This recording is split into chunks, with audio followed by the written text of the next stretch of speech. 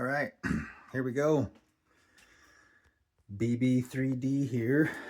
Just got myself a new Flashforge ad5x 3D printer.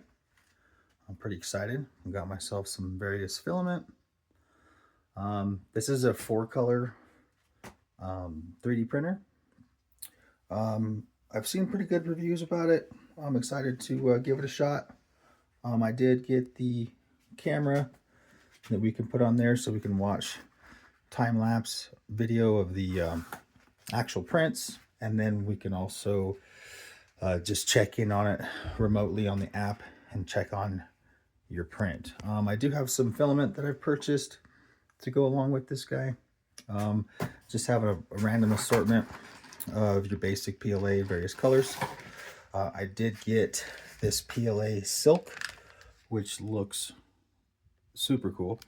I did also get this, which is a burnt titanium. So I'm going to be printing the enclosure for this, because it doesn't come with an enclosure, but you can print one and then build it with this kit that's on the way that should be here soon. I also got this is a multicolor glow-in-the-dark filament.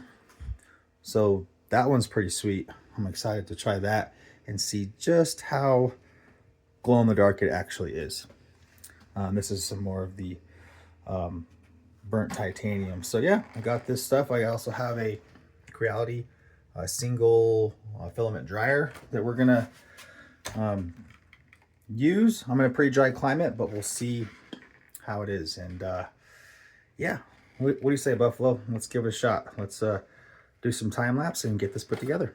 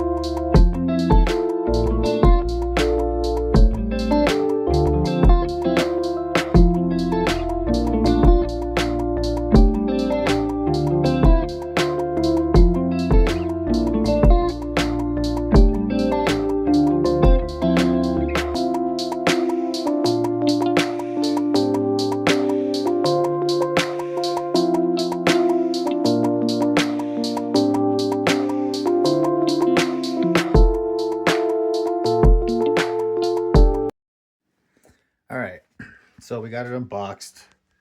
We got it built, a little bit of assembly, nothing crazy. A few things.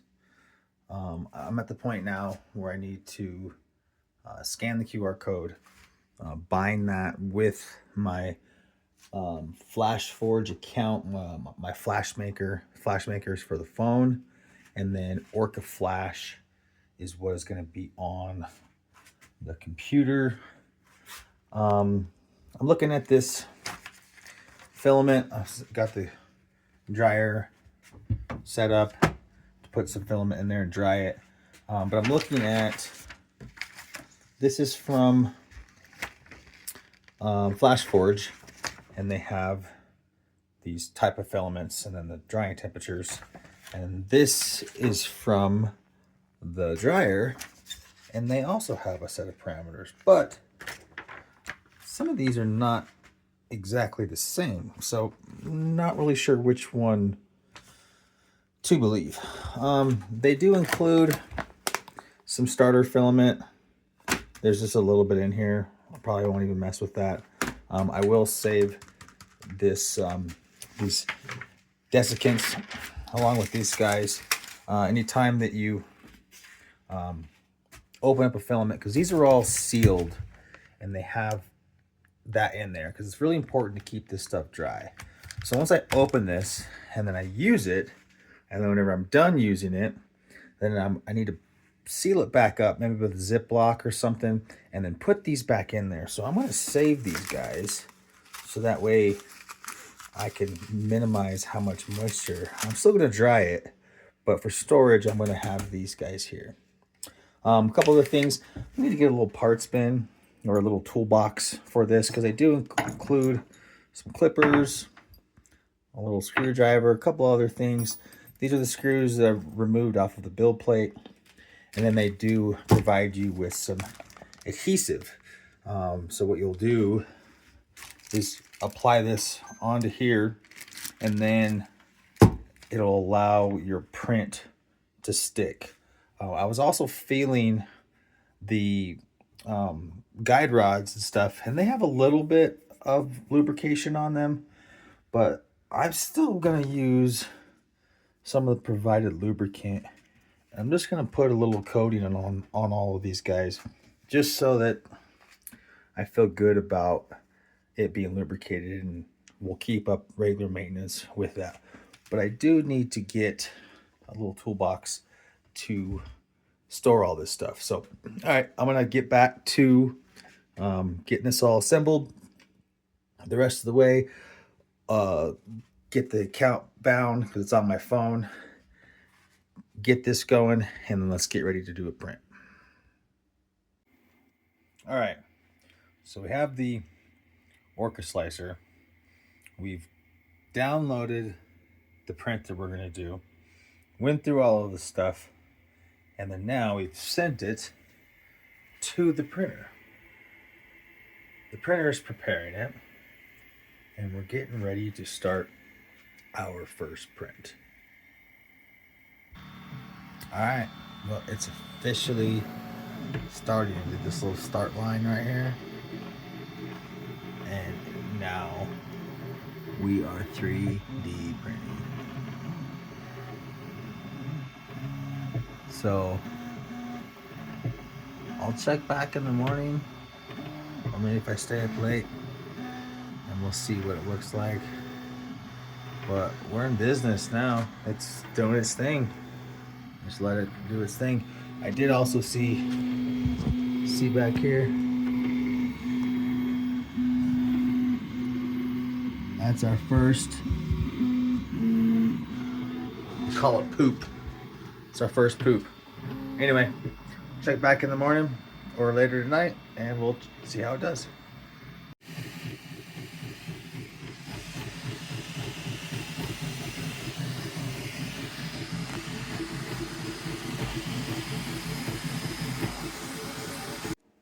All right, it's 1 in the morning. I couldn't help myself. I had to wait for this print to get done. It's super cool. A little bit of supports that you had to break off and whatnot, but clearly you can see that's a Mustang.